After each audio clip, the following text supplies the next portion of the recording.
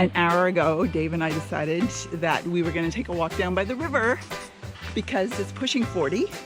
We just wanted to cool off by the cold river.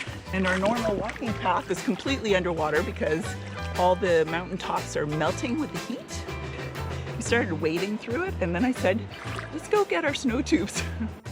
Today's impractical adventure item, a pool-sized thermometer.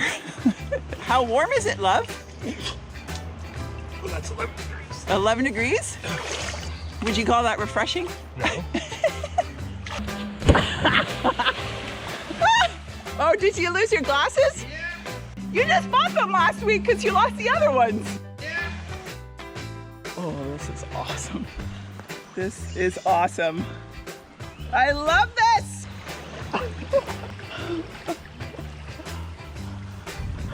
This is the best ever. We can do it!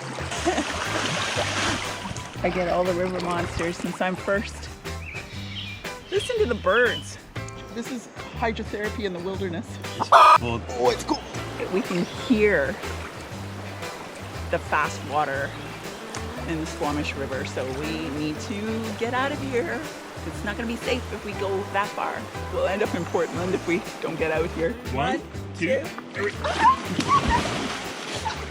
You did that on purpose. No, I didn't. You were supposed to pull. You're pulling.